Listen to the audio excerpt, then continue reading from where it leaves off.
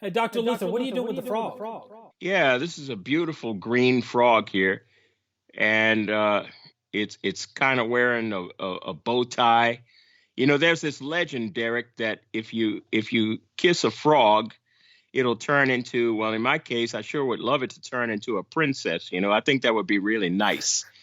Uh, so see what happens. I mean, here I go. This is the frog right here, and I'm about to kiss it, and maybe it'll turn into a princess. So here I go. Okay, everybody watching. No, I'm not gonna turn into a princess. No! What's a frog? Okay. Always a frog. What's going on here? This frog did not turn into a princess. It's still a frog. Can you see it? It's still green, and it's still got bug eyes. What is going here? So, Derek, what are we learning from this? What's going on here? Look, you can't take the Old Testament and make it the New Testament. That's what's going on. They're trying to change what the New Testament really is and make it fit the Old Testament. They just don't fit. But you're about to see that. So here we go. We are Myth Vision, Home of Myth Vision Podcast and Myth Vision Radio Group. My co-host is Derek Lambert. I'm Dr. Luther G. Williams. You'll find us on Facebook, where you can like us and catch up on the latest research and upcoming guests. On YouTube, like and subscribe, comment, share, link to us. Let us know your coordinates in cyberspace, okay? Here come that PayPal and Patreon. Look out, don't let them get past you. Show us some love, will you? Now, Derek and I are very excited about today's show and our very special guest. Robert Eisenman is a scholar, novelist, essayist, author of the New Testament Code, The Cup of the Lord, The Damascus Covenant, and The Blood of Christ. In 2006, he wrote that. His magnum opus, many say, is James, the Brother of Jesus, the key to unlocking the secrets of early Christianity in the Dead Sea Scrolls. That was in 1998. The Dead Sea Scrolls and the First Christians, 1996. Yes, it is. As a matter of fact, I'm not going to delay. I want to show that one. Can everybody see this book? That's not the Penguin copy you got there. That's the English copy. Well, this English copy, along with the index, is some 1,073 pages. Yeah, So the it's The Penguin one is still in print in the United States. I don't know about that one. I can't say. Well, wonderful. I tell you, as we say in the business, it's a chunk of change. Also, you did Islamic Law in Palestine and Israel, a history of the survival of Tanzimat and Sharia, and co-editor of the facsimile edition of the Dead Sea Scrolls in 1989 and the Dead Sea Scrolls Uncovered in 1992. He is professor of Middle East religions and archaeology and Islamic law and the director of the Institute for the Study of Judeo-Christian Origins at California State University, Long Beach, and visiting senior member of Linacre College in Oxford. He holds a Bachelor of Arts degree from Cornell University in philosophy and engineering physics, a Master of Arts degree from New York University in Near Eastern Studies, and a doctorate in philosophy from Columbia University, a doctorate of philosophy in Middle East languages and cultures and Islamic law. You got it, right. He was a senior fellow at the Oxford Center for Postgraduate Hebrew Studies, and listen to this. This is important. An American Endowment for the Humanities Fellow in Residence at the Albright Institute of Archaeological Research in Jerusalem, and that's where the Dead Sea Scrolls were first examined. Now, in the early 1990s, Professor Eisenman was the consultant to the Huntington Library in San Marino, California, on its decision to open its archives and allow free access for all scholars to the previously unpublished scrolls. And that's very important to understand the spirit of his work.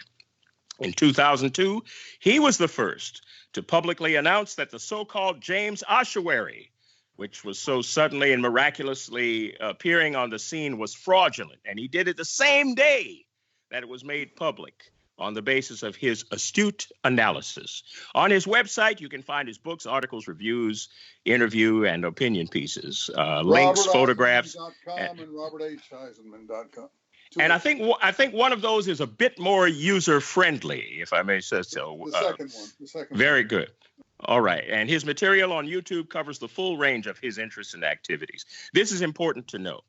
In presenting his research, Professor Eisenman has sometimes been attacked. He's been threatened. He's been sued. He's had to leave the podium under possible threat to his person. And so this is sensitive information. It does rile some people up. He's passionate about it. We hope you'll be passionate about it too. And that's why it's so special to have him with us tonight. So welcome, Professor Eisenman. How are you this evening? Trying to survive. All right. Well, let's get right down to business. Tell us how learning about James, the brother of the Lord, can shed some light on our understanding of Jesus. I call that the Eisenman Thesis. So tell us a little bit about that connection. James is referred to in Paul's letters, and he's also appears at the end of the book of Acts, the last third of the book of Acts. But you see, they have a James in the Gospels that people confuse him with. The brother of John, the son of Zebedee, and so on and so forth. I don't think the Gospel portrait is or are reliable, and those are more in the nature of literature, whereas Paul's letters are actual events that occur. And this, when he's angry at James, he says so. He says in Galatians, I think it's second chapter, he mentions him, and it's not Zebedee that he's talking about. He said, not that his importance means anything to me. So, he makes it so. That's, I would consider to be a negative comment. Absolutely. The reason he's referring to his importance is James is the leader of the early church. But you see, we'd only know that if we go to the church fathers. You don't have a picture of that either in the Gospels. Later in the book of Acts, from chapter 16 on, where the we document intervenes in the narrative. I say we document. The early part of Acts is like the Gospels: he, they, she, etc. Third person, singular and plural. But around 16, you have a different document: I, we. And that looks like it's from an actual travel diario, probably from Luke or someone like Luke. And that one has James, the brother of Jesus. So, and Paul speaks in 1 Galatians, James, the brother of the Lord. So he knows that this James exists, even if he doesn't like him or if he's at odds with him. Well, the point is that this second part of the book of Acts really enlightens us who this James is. And he's the leader of the early church. Peter is not the leader of the early church. All of this is mythological from the literary presentation of the Gospels. So if you want to go to a really true picture, go to the we document in Acts. And I don't like to compliment Acts, but the we document is a very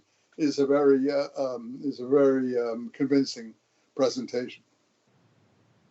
Like in chapter 21, Paul goes up to Jerusalem, and who is he going to see?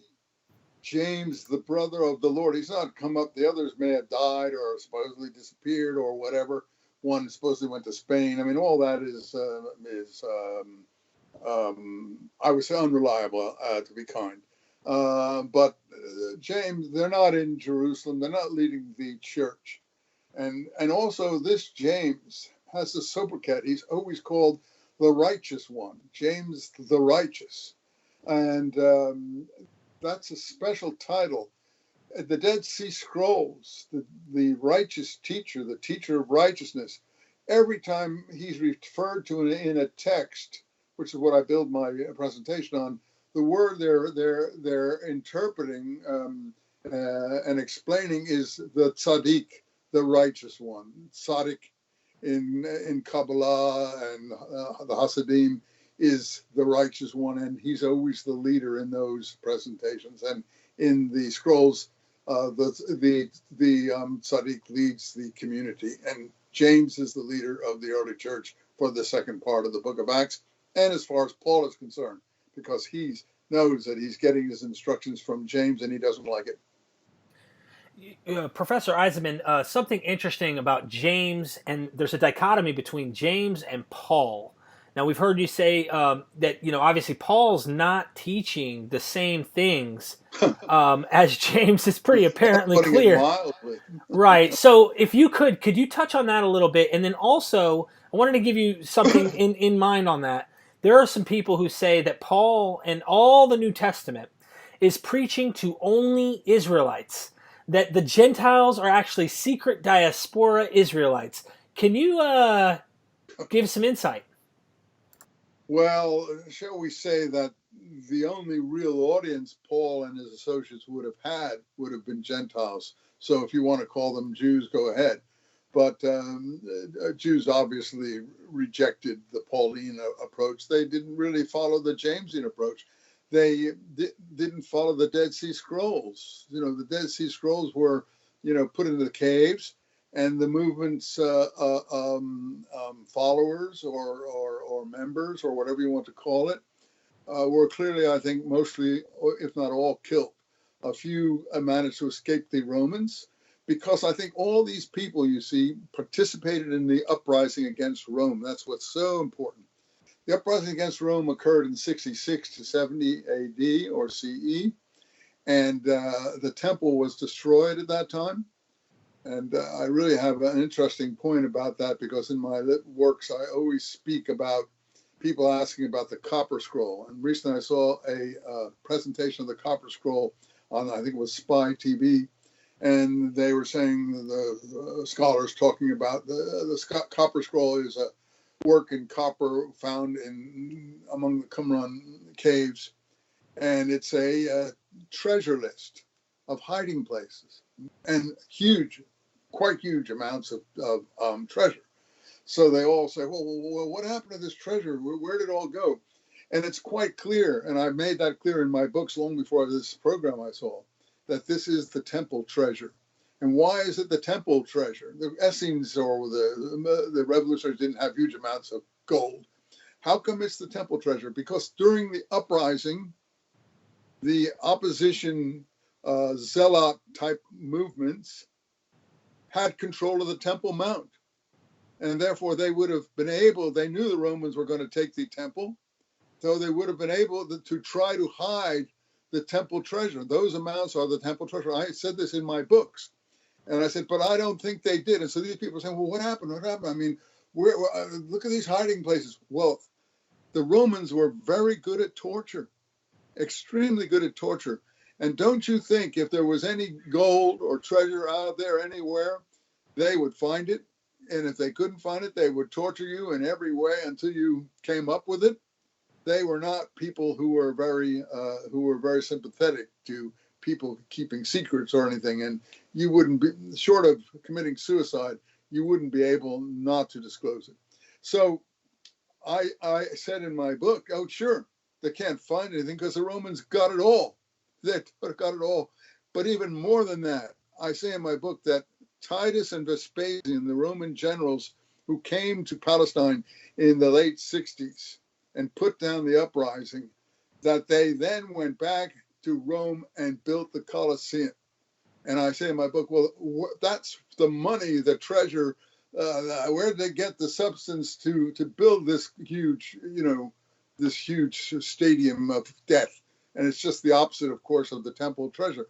So in this TV program I was watching on the Copper Scroll, they were all discussing and they were asking these kinds of questions. And at the very end of this, they actually show that they recently found in Rome, low down on the Colosseum, a hidden kind of inscription that they had to pare away, a small inscription from that period, not a later period, that said, this structure was built by Titus and Vespasian from the proceeds of their war in Judea.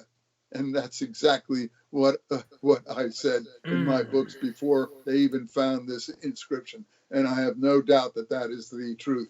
The temple treasure went into building the Roman Colosseum. And when I went in the Colosseum, I wouldn't go in it for that reason. Wow. Because it's a blood sport, pagan, horrific monstrosity in terms of not the beautiful, the architecture, no, what took place there. Agreed. Luther, you're muted, brother. It's a symbol of anti-Semitism, but anti-Semitism really pervades the New Testament scriptures as we know it.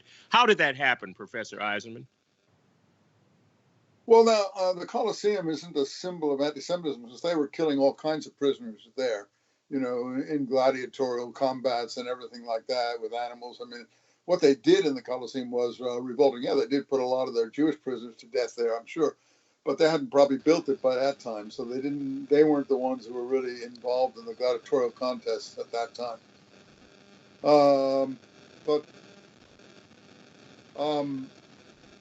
Anti-Semitism in the New Testament. Tell us about it. Anti-Semitism flows out of the Gospels because the Jews are presented as doing all these things to Jesus, and that produces a negative effect, when in fact, probably the revolutionary Jews were being led by people like Jesus, James, and others. So, I mean, all that is part of the literary reconstruction. And who did that literary reconstruction? People that ended up in Rome after the war. Josephus, Paul. We know that the governor in Caesarea protected Paul with a Roman soldier escort, rescued him from the Jewish crowd in the temple, who were saying, this man preaches against our people, against the temple, and against, against this land. And he was being mobbed in the temple when he came in. They didn't want him to be there. And someone had already prearranged, because James sent him into the temple. James wanted him to go into the temple when he came up in Acts 21:21. He says, okay, go into the temple to show there's no truth to the rumors we've heard about you, that you preach against the law, against the temple. And we know that he does do that, according to his letters. We know there's no truth to these things. Go into the temple and pay for four people we have here under oath. Nazirite oath is a very specific oath. You could take a lifelong Nazirite like Samson, but you could take a temporary Nazirite oath, at the end of which you have to pay some money in there. And the temporary Nazirite oath is what James is talking about. 4 people, and we know you have money, so you can, Paul was raising money, you can pay for these. So nothing loath, he goes into the temple, according to, this is the we document now, Acts 21, 22, etc. He goes into the temple, and with the money he's raising to pay for 4 people they have under Nazirite oath. Now that shows you that James people observed Nazirite oaths. But Paul was not, James wanted him to show he was a hypocrite, to show that he was, he preached one thing overseas, and when he came to Palestine, he was willing to do something else. Anyway, to show him up, shall we say. And so he wasn't embarrassed to do this, but the people in the temple saw him, the mob, and they said, we know this person, he preaches against our people, against the temple. And there was a huge riot, and they threw Paul out, it says, and closed the door behind him. And then the Roman troops come down from the parapets from Antonia and rescue him from the mob. And he says, you're a Roman citizen, right? He shows, supposedly he doesn't have a passport, but he makes it clear to them that he is, or they already know that he's a Roman citizen. He said, do you let the crowd do this to Roman citizens? He says to the troops. And the troops rescue him, and it's in Acts, and force the crowd to listen to him preach, and then take him under armed escort to Caesarea, where the Roman governor is, and they protect him. It's protective custody, and they send him to Rome in protective custody. And when he gets to Rome, he himself says he was perfectly free, and there was nothing, there were no charges or anything against him at all, and we don't know what happened to him after that. Professor Eisenman, one thing about Paul that I think is so important that a lot of Christians don't realize is he is the creator, technically, of Christianity, so to speak. Yeah, that's what we're going to talk about, this being, those gospel documents were written in Rome and Alexandria, perhaps, by people like Paul, Josephus, who was a traitor, who went over to Titus and Vespasian to save his life, and proclaimed Vespasian the next the Messiah who was to come out of Palestine to rule the world. He applied the messianic prophecy to Vespasian. Josephus did. This is how cynical it's all in his book, in his autobiography, what's called the Vita. Anyway, these are the people who are in Rome, plus a lot of Herodians who have sought refuge in Rome from the Herodian family. And it turns out that Paul admits that he is from the Herodian family. Yeah, he admits at the end of Romans, where he sends greetings to his kinsman, the littlest Herod. It's in chapter, I don't remember what the number, but something like, the last chapter of Romans, he sends greetings to his Herodian kinsman. Holy crap. I mean, I don't know, Christians don't read their scripture very carefully, obviously, because if you read it and just don't pray and worship and all this sort of thing, and look up at a cross and do prayers and all that. But if you actually read the documents, read Paul's letters, there is no brotherly love in Paul whatsoever. There is no Christian charity. The people he hates. And he doesn't like James.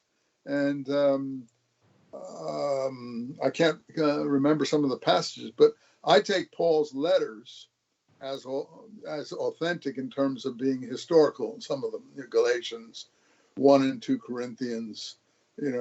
Some people talk about parts of Romans, but certainly that last part of Romans is not. No one could invent that.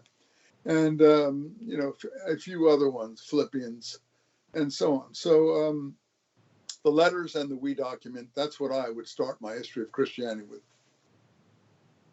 You've taken the position that the attack on Stephen in Acts is really an overwrite for the attack on James by Paul. What led you to that conclusion?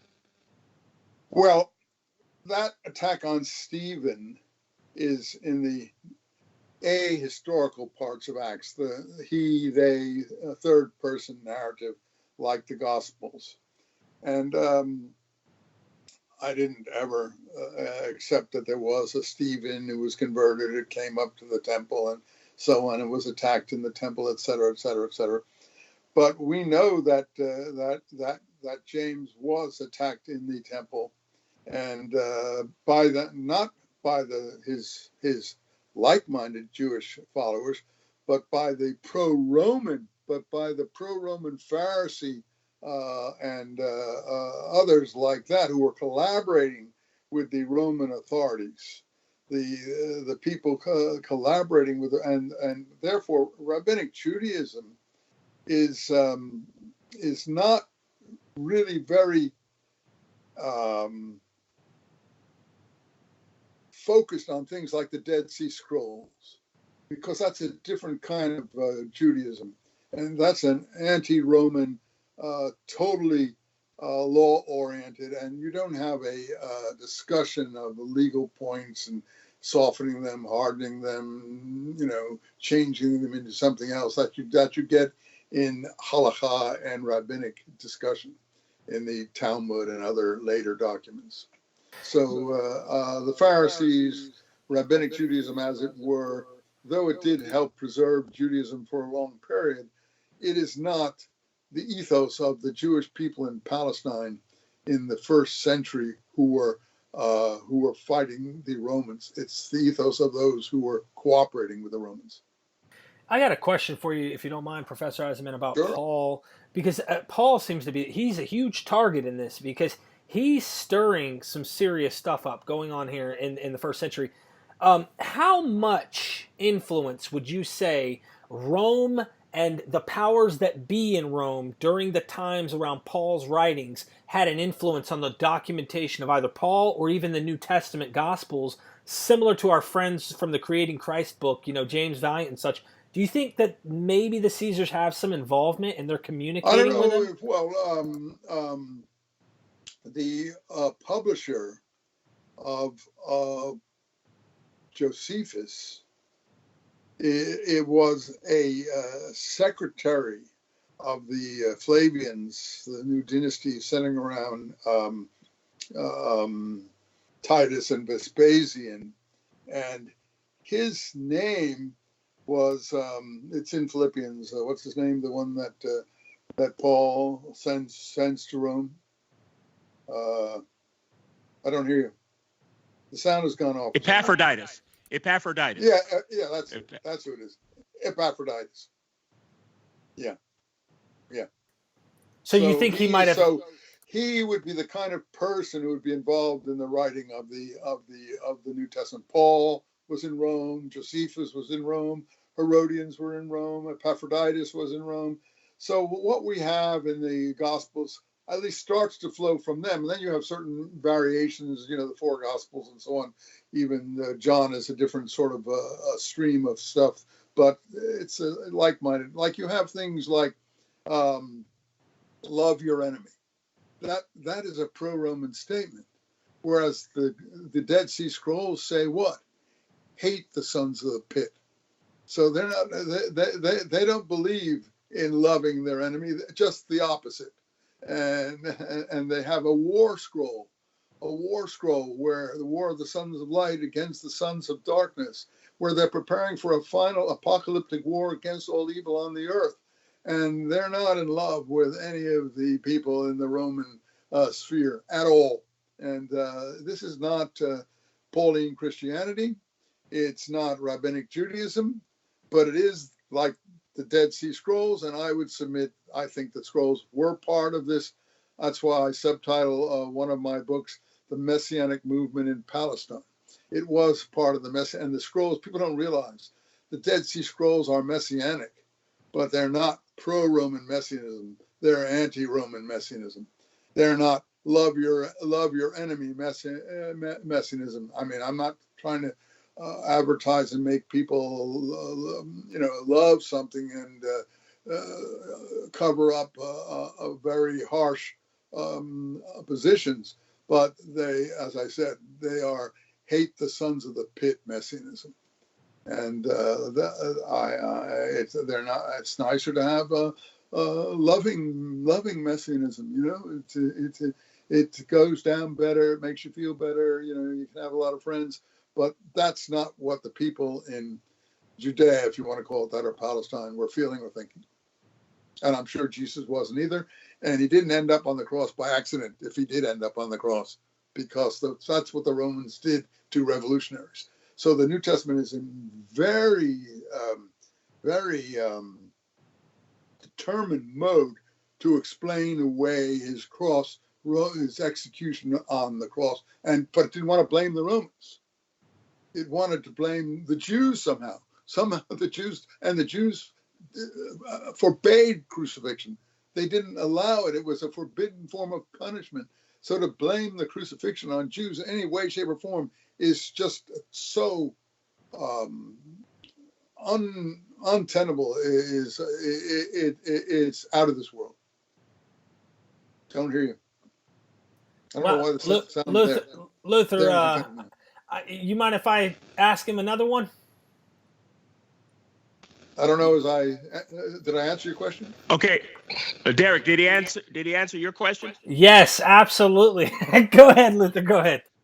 Okay, tell us something. I want to get a little deeper. Wait, let him ask another one first before we go off another. What did you want to ask as far as you got a follow up? Yeah, Paul uses the language. He hijacks the Dead Sea Scroll language. He's using these messianic militant Jewish people's language, and he flips it on its head and starts making Rome look good. Like anyone who's following his message is the sons of light, and that these guys are the sons of darkness. Can you talk about some of those? He is doing that all of the time, and I don't have the passages in front of me that I could refer to that you do. But yeah, Paul is reversing the ideology of the scrolls, and I think James is the righteous one, the leader of Palestinian messianism, and also the same as the righteous teacher of the Dead Sea Scrolls. I think the two movements are the same, and the scroll literature is what we would what I would call Palestinian messianism. So Paul is turning that on its head and reversing everything in it. And it works. It works. It worked extremely well, along with the gospel, fleshing it out. And we have it now for, I don't want to destroy anything, but it's worked for 1900 years, and it attracts people extremely well. That doesn't mean it reflects anything that happened in Palestine. That flows perfectly into my next question. Go ahead. The philosophical positions held in Palestine, what do we learn about them from the Dead Sea Scrolls, particularly how the Qumran community related to the Zealots, the Sicarii, the Pharisees, the Sadducees, etc.? Give us some insight into that. That the Qumran community at one point even call themselves zealots for the law. And they use the zealot terminology. They are anti-Pharisaic totally, Pharisaic Judaism. They're anti the Roman establishment, the Herodian establishment, anyone who cooperates with the Herodian establishment. So you get this whole thing. And the scrolls were ultimately, some of them, taken up to Masada. And if you know what Masada was, Masada is where the group that Josephus pejoratively calls Sicarii, because he says they were called Sicarii because they like to cut people's throats. The Sika was the Roman knife or something like that, and you know he demonizes them when in fact the word Sicarius can mean something quite different. It can mean zealot. So, I mean, the point of the matter is that Josephus, I'm saying anyway, says the people who committed suicide on Masada were cutthroats. But that isn't true. They were the final remnants. We found Dead Sea Scrolls on Masada. That means people want to know what happened to the people of the scrolls. They probably were the ones who committed suicide on Masada. Rather than be taken prisoner, they committed suicide. And so none of them would have survived to any extent, except ones who had gone to northern Syria or down into Egypt. And we do have scrolls influencing Islam. There's a lot of Dead Sea Scroll, and I trace it somewhat in my books. I can't give it to you right now, but there's a lot of scroll influence in the Quran. You can listen to my courses on Islam on my websites, roberteisenman.com, robertheisenman.com. I have a lot of YouTubes up there of my courses on Islam, etc.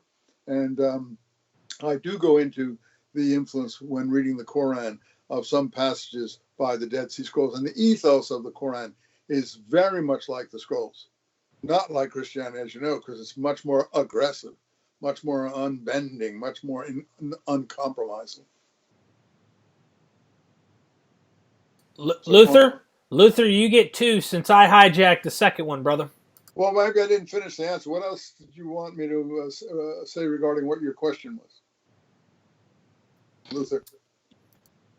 You covered a number of the groups we were talking about, the Sicarii, the Zealots, and so forth. My next question is really about this distinction you make between historical writings and literature, and I think that's a point well taken. You talk about the supernaturalness of the Gospels, and that as they progressed, some weird things happened. Brothers became cousins, and fathers became uncles, and mothers got somehow turned into their own sisters. How do you keep things straight in the light of all this literature bending? What's going on here? Read my books. That's the only way to keep it straight. You can't keep it straight unless you can look at passage by passage that I cite in my books, and I also cite in my lectures and courses that you can get on my website. But I can't advise anyone how to keep it straight other than by reading. I think I'm one of the only ones who approaches the subject in this manner and gives you these kind of passages. So that's why I say read my books. If I had someone else I could recommend you who has it all straight, I would, but I'm not familiar. You mentioned somebody, but he may be also good. But I'm not familiar with anyone who's got it all straight who can keep you on the straight and narrow. You know, Professor Eisenman, I'm definitely, everybody's going to see that your books are in the description here. I want to make sure they know that at this point. If you're watching this, they're in the description. I'm going to give a list of all his books so that you guys have access to that. James, the brother of Jesus. Something that I wanted to bring to your attention, there's a group of people who are obviously trying to approach this New Testament text, and they're suggesting that salvation is only for Israel in the New Testament, right? And so, of course, Jesus comes for the lost sheep of Israel, et cetera, et cetera. And they get into Paul, and every time it says Gentile or there's neither Jew nor Greek, they don't mean Greek. They mean diaspora Hellenized Jew. And so, do you have anywhere that you would obviously suggest that it is Israel's only coming from Paul, or that it might be something that Paul's really breaking down the door and giving this to even the pagan world? Do you think Well, he's sure, he's limiting giving it? it. Sure, he's taking it.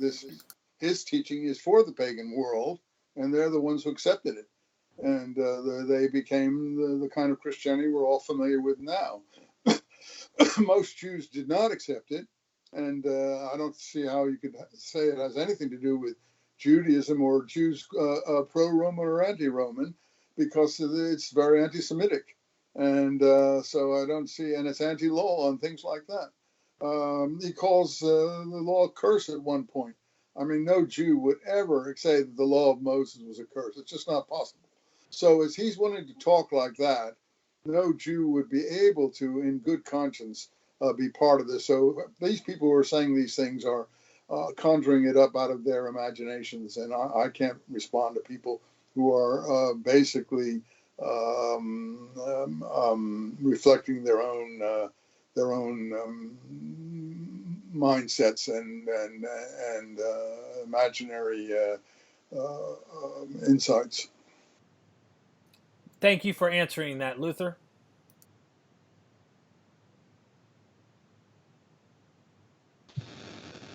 Am I up again, Derek? No, your time now, Derek. Yes, sir. I think that's you. You got confused. Oh, is it? I asked the last. Yeah, I asked the last Yay! question. I get another question. Awesome. Right. Okay, awesome. This is you. I'm going to just go straight for the throat. Dr. Eisenman, thank you so much for this, but I got to lay this out here.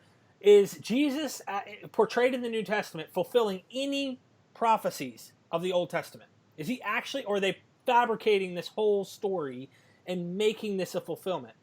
That's a question I had.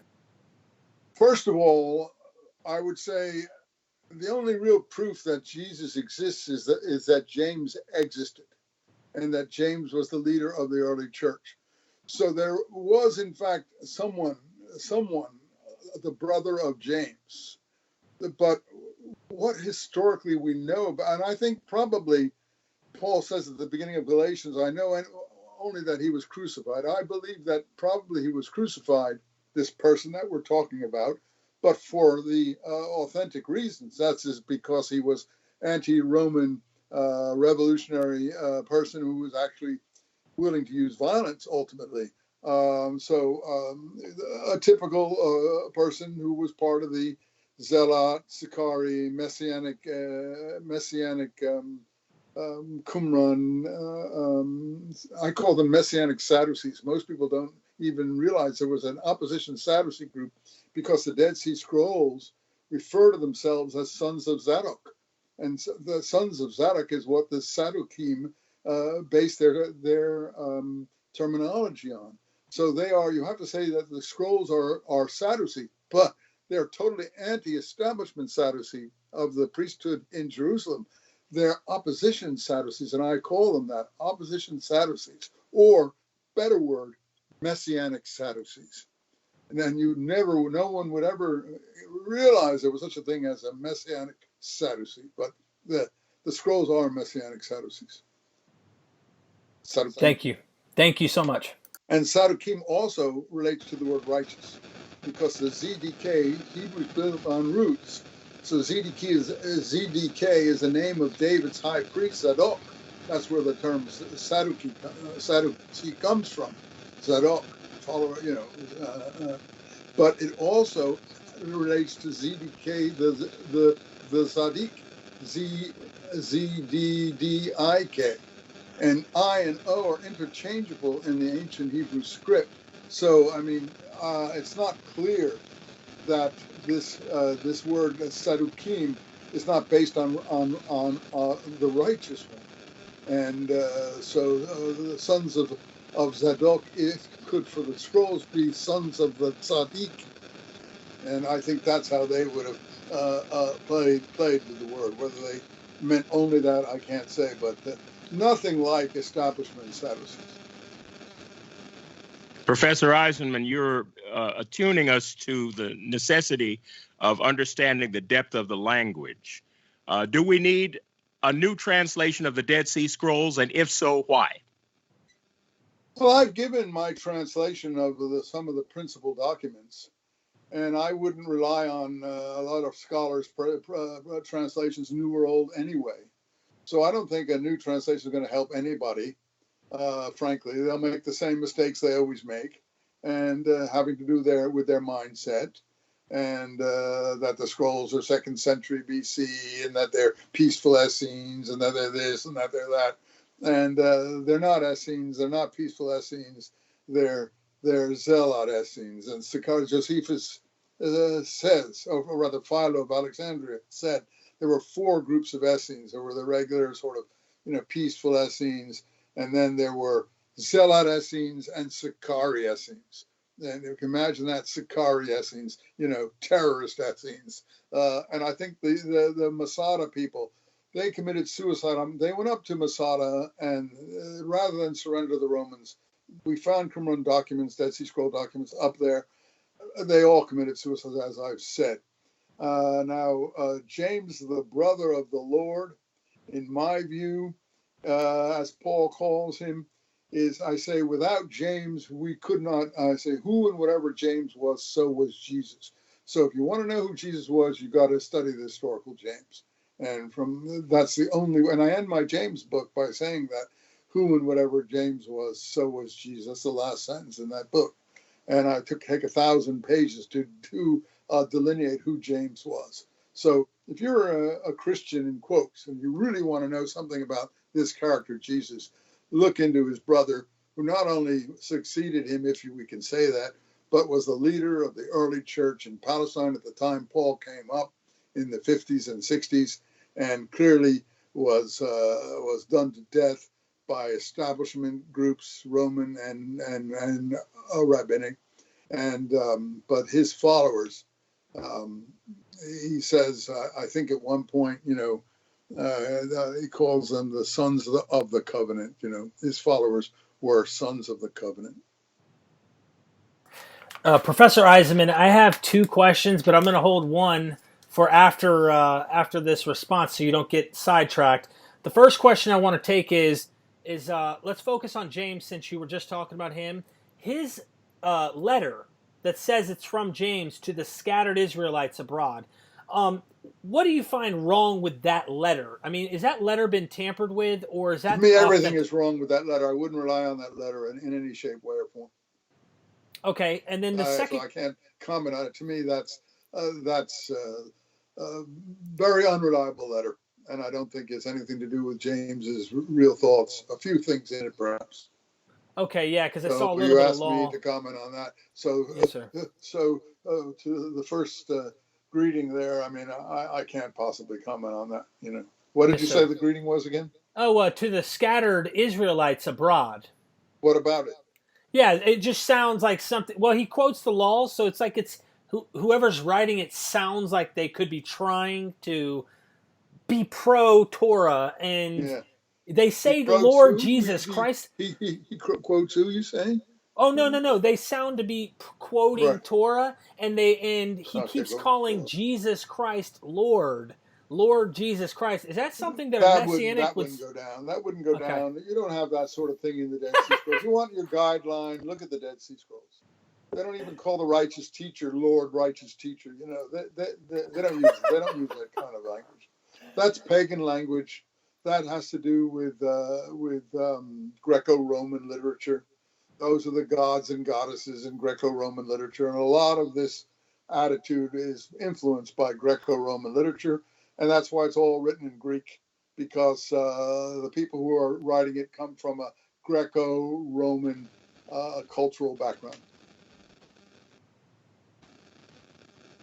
Can't hear you. Thank you. Derek? Go. Oh, you mind if I Ask ask it- the second one? No, I want you to ask your second Man, I one. You love should. you. I love you, dude. Can I Okay. run down and get a copy of the Professional King courtesy. James a moment? Absolutely. I'm going to I'm ask just you a gonna run down and question. do that. I'm going to ask you a question while you're going so you can think Okay. about it. Judas of Galilee, is Jesus taking images from Judas of Galilee in the New Testament? When they made Jesus, do you think they're borrowing from him? When you I'll get think back, about please. that. I haven't thought about that. Let me run down and get this book here. Yes, sir. Luther, this is cool, man. I've got a few wild ideas, of course, but you're muted, by the way. You're muted.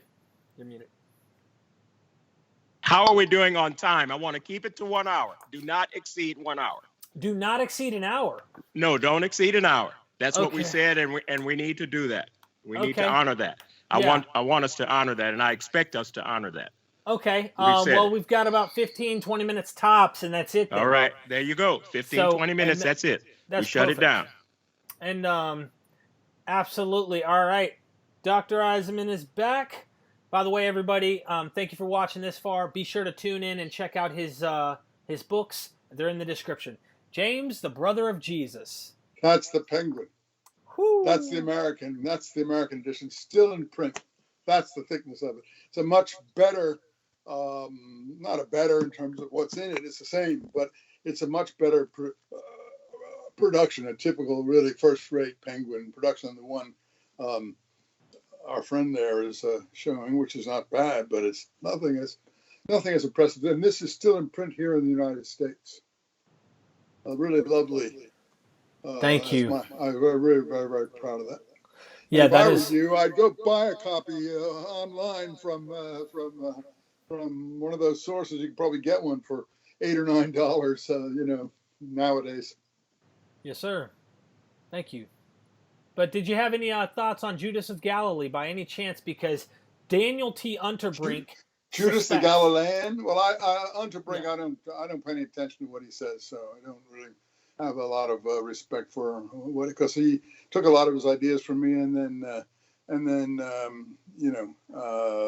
enlarged in his own manner on them, and they become unrecognizable. But go ahead. What did he say on this particular issue? Can't hear you. Oh, we know that Jesus is mythologized in the Gospels, which is obvious. But he says that that they took characteristics of the history of what him and Matthias, his father, and they created certain elements in the Gospels to characterize the messianic leader at that moment, which was Judas. Do you see Jesus, even if that's not the guy? Do you see the character in the New Testament maybe copying from someone in history, maybe?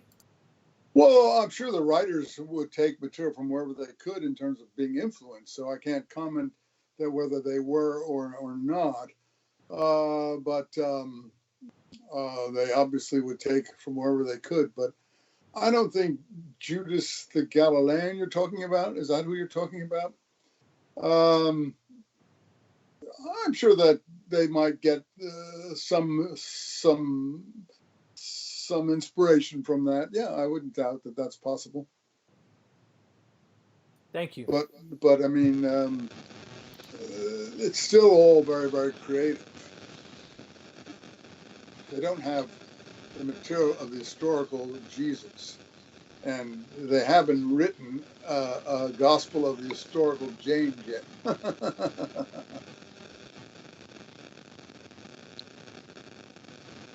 Professor Eisenman. Yeah. Professor Eisenman. Let's talk about magic.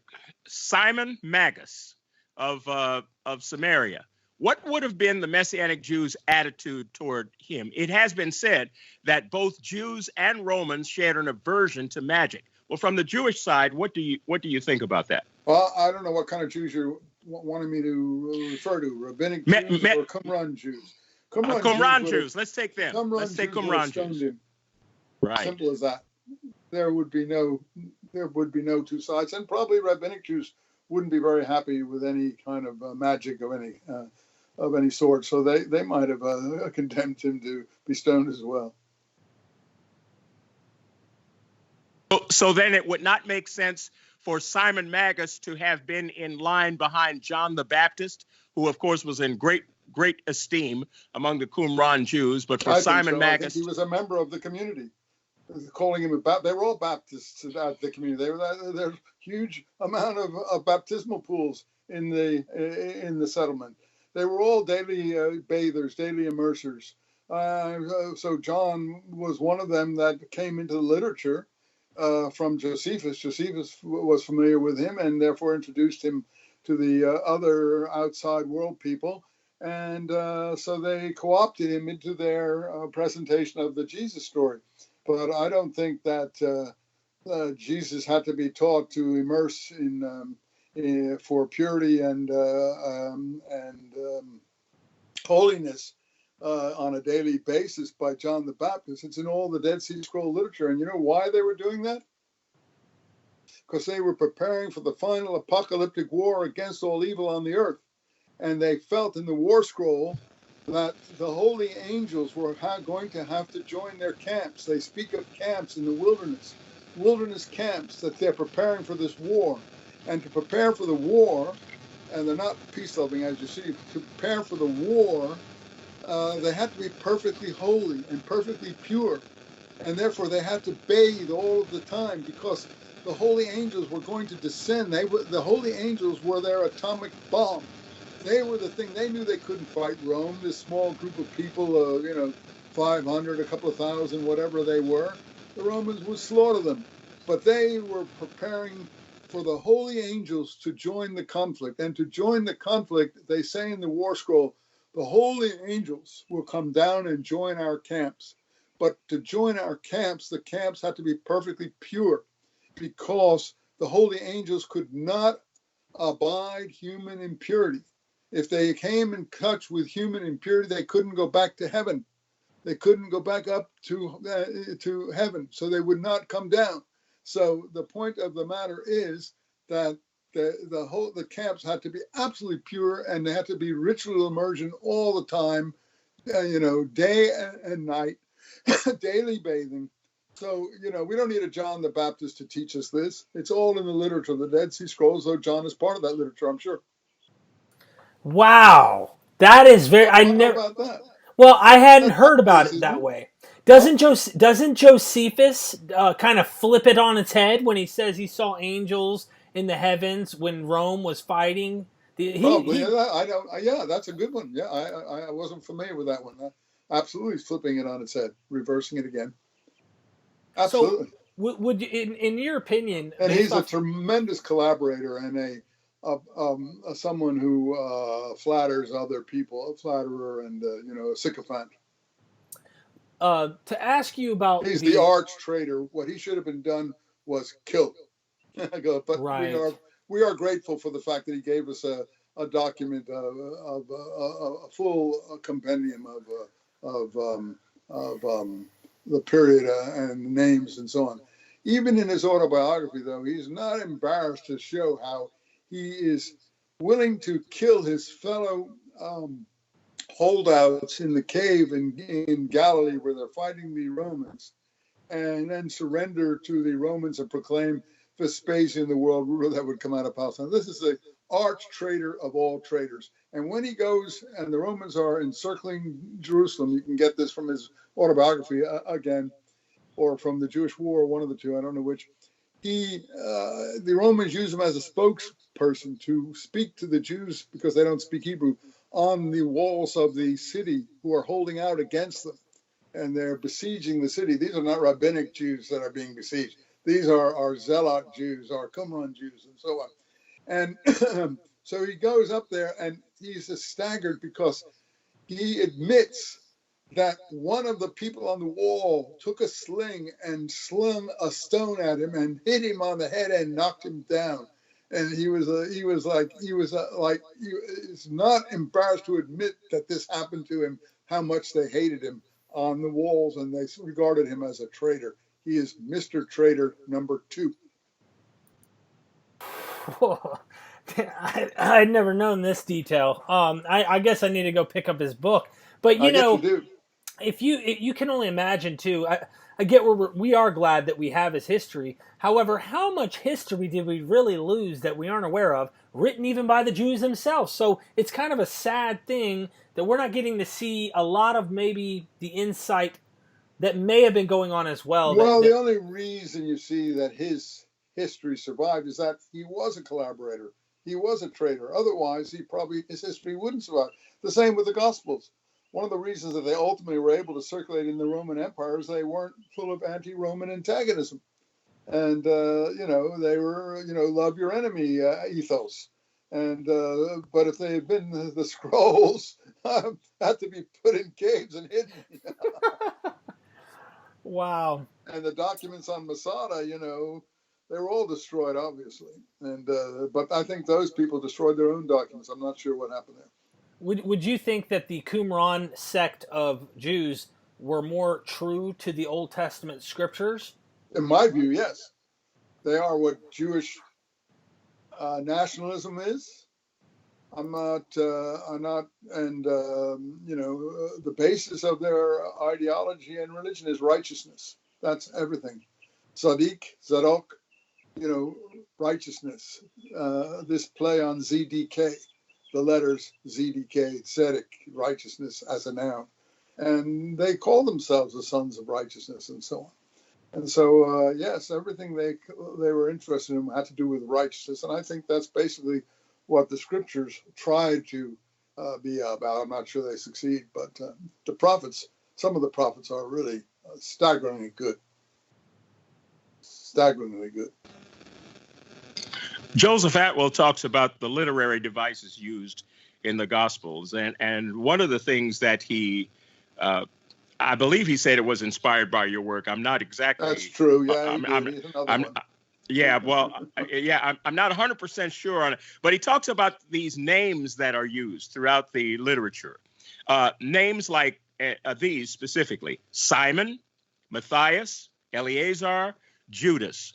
Would those names have been meaningful for Jews in the diaspora or just in Palestine? Or would they have signaled something to Israel in the diaspora?